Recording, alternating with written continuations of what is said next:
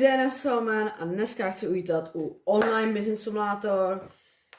No, dneska, co máme za úkol, je, že si koupit nový patro, nový auto a nakonec se máte na co těšit. Zničíme první generátor. Jo, no a taky se na to těším, protože postoupíme v nějakým příběhu, jo, a doufám, že se vám to bude líbit. Já to dál se nebudu kecávat, protože sám to nemám rád.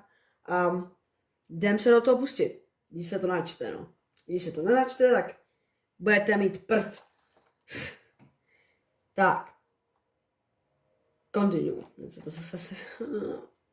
Tak každý video, co natáčím Business Simulator, vždycky se to seká. Normu. Hop. Dobré.